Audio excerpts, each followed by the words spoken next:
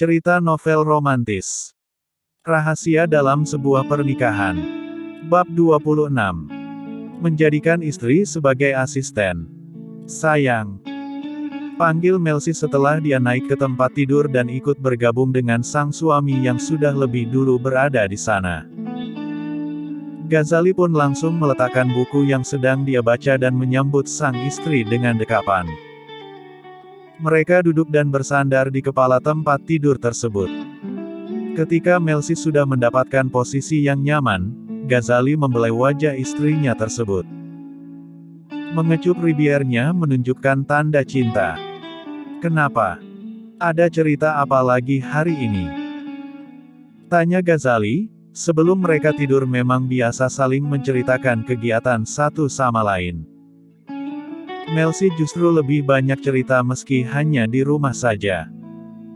Momi Farasi ingin Din jadi menantunya, menikahi salah satu di antara Aileen dan Kiara. Benarkah? Memangnya Aileen dan Kiara mau? Memangnya Din mau? Entah, jawab Melsi bingung juga. Itu hanya keinginan Momi, pada akhirnya semua keputusan akan ada pada Din, Kiara dan Aileen. Iya sih, ya sudahlah tidak usah dibahas, jawab Melsi pasrah. Tapi malah terlihat lucu di mata Ghazali. Besok kita ke rumah sakit ya, periksa kandungan dan juga temani aku di kantor, ajak Ghazali kemudian. Melsi langsung mengangguk dengan antusias, juga tersenyum sumringah.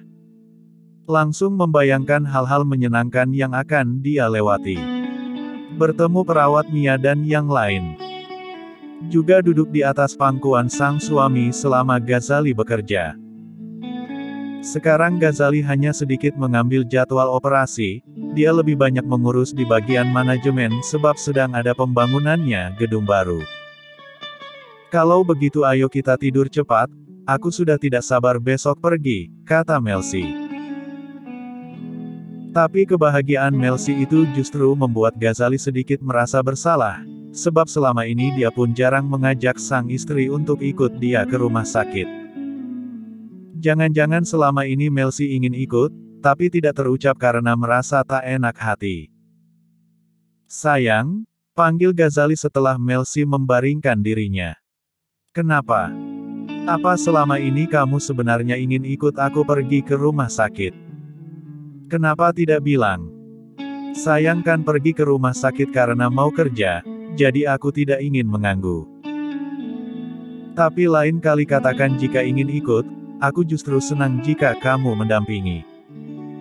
Benarkah? Lalu kenapa selama ini tidak pernah mengajakku pergi? Kupikir kamu lelah, kupikir kamu hanya ingin beristirahat di rumah saja. Mendengar penjelasan sang suami, Melsi sontak mendekap leher Kak Ghazalinya, lalu menarik sedikit hingga berhasil mengecup bibir suaminya tersebut. Melsi pikir Kak Ghazali tidak ingin mengajak sebab merasa terganggu, tapi ternyata semua dugaannya salah.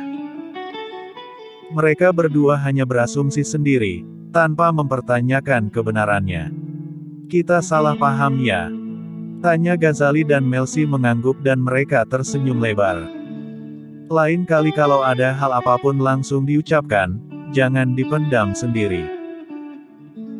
Aku juga akan melakukan hal seperti itu, ucap Ghazali, mengambil kesimpulan dari pembicaraan mereka malam ini. Iya sayang, balas Melsi patuh, jadi besok-besoknya lagi aku boleh ikut kerja terus ya. Boleh sayang, nanti jadi asisten pribadiku. Ih, balas Melsi yang gemas sendiri, dia sampai mencubit lengan suaminya tersebut. Dan Ghazali balas mencubit hidung sang istri. Namun, siapa duga, canda demi canda, keduanya akhirnya berakhir dengan kegiatan ehem. Lanjuti aja ya guys, Mas El gak sanggup melanjutkannya, soalnya ini masih pagi. Hehehe. Hari ini Melsi ikut Ghazali ke rumah sakit. Kenapa kita berhenti di sini Kak? Tanya Melsi saat sang suami menghentikan mobilnya di depan gerbang utama rumah sakit Medistra. Di sana ada jual makanan yang enak, kita beli dulu sebentar untuk cemilanmu nanti. Melsi langsung tersenyum. Aku saja yang turun, Kak Ghazali mana terbiasa beli di pinggir jalan seperti itu. Berarti kamu belum mengenal suamimu ini. Benarkah? Tanya Melsi dengan manja. Tapi Ghazali tidak membalas lagi, dia lebih dulu turun dari dalam mobil dan membukakan pintu untuk sang istri. Mereka pergi bersama menuju pedagang kaki lima yang banyak berjejer tak jauh dari gerbang utama rumah sakit. Tempat yang digunakan oleh orang-orang itu untuk berdagang termasuk kawasan rumah sakit Medistra.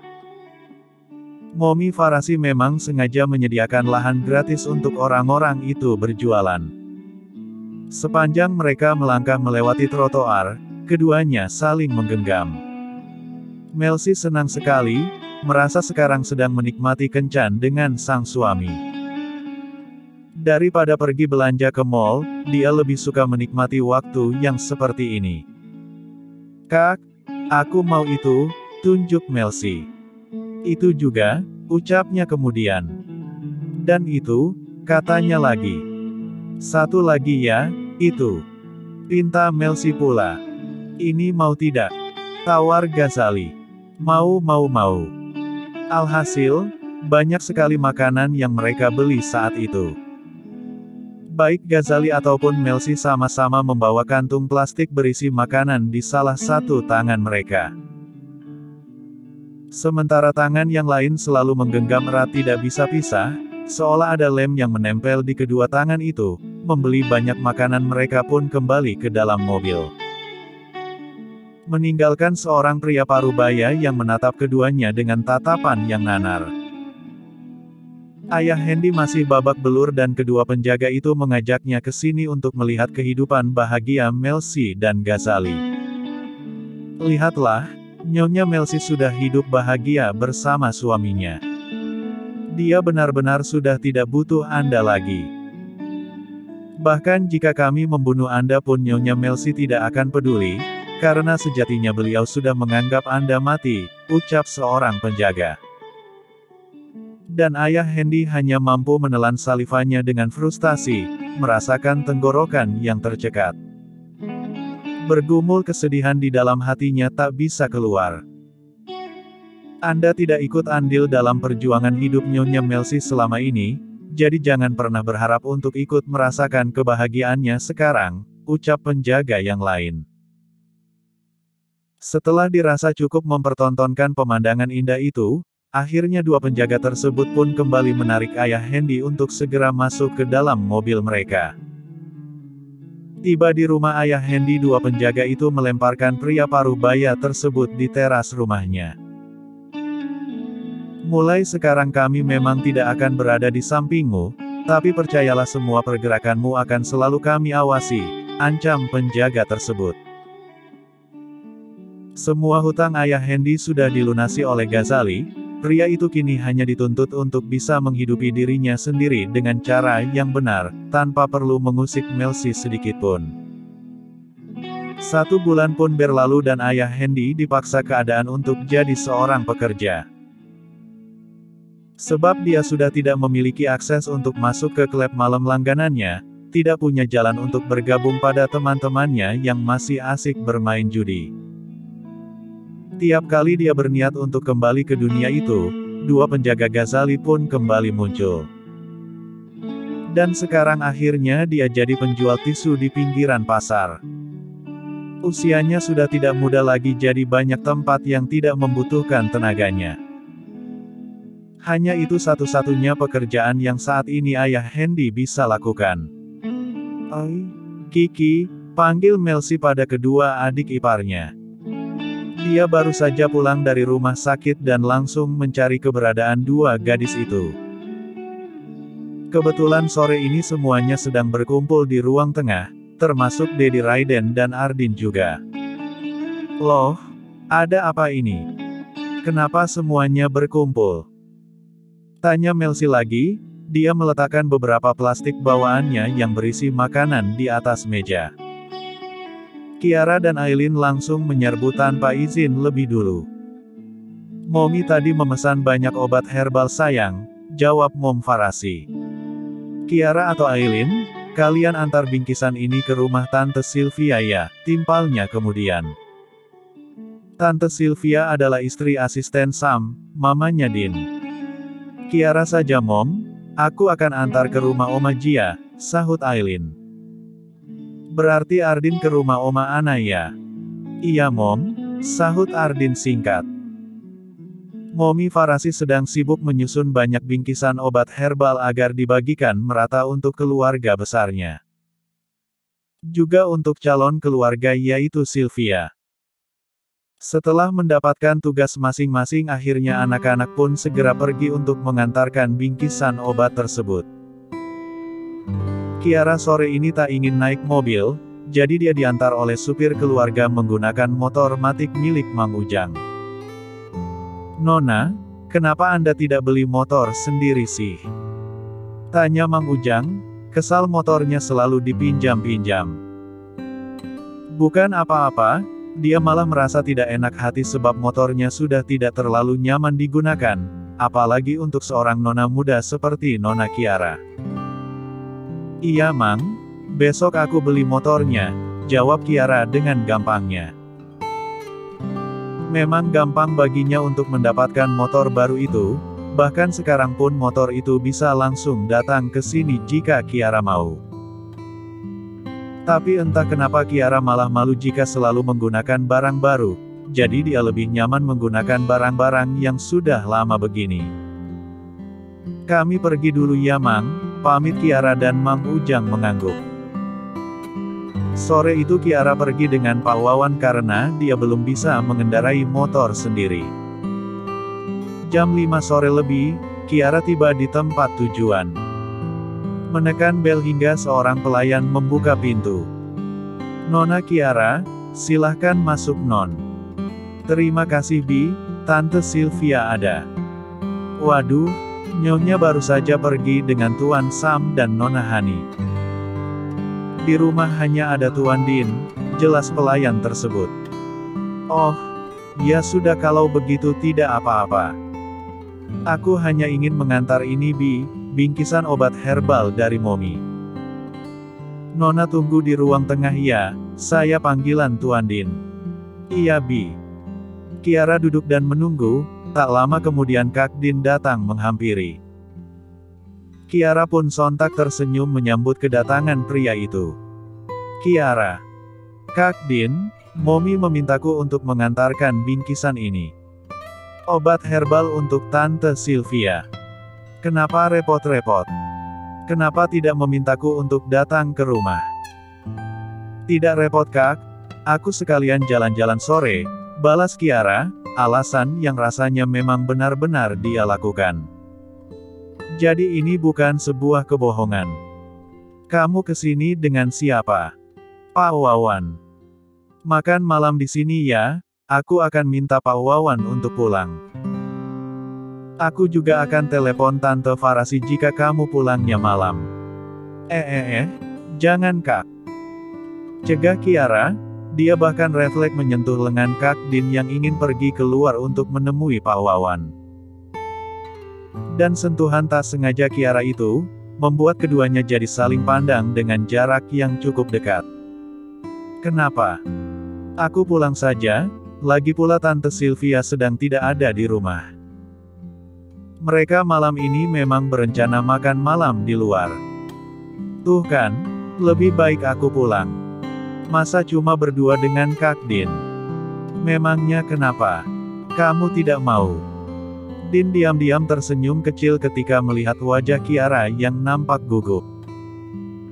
Harusnya bukan masalah besar jika mereka makan bersama meskipun hanya berdua, tapi karena ucapan Momi Farasi beberapa waktu lalu jadi membuat hubungan ini jadi terasa canggung. Din bisa memahami hal tersebut, paham perasaan Kiara saat ini. Tapi entah kenapa dia senang sekali merayunya. Bukan tidak mau Kak, tapi kan kita hanya berdua saja nanti. Nanti kenapa? Nanti yang ketiga adalah setan. Kak Din. Kesal Kiara, Dia sedang bicara serius malah dijadikan bahan tertawaan seperti ini. Sudahlah, malam ini tetap makan malam di sini.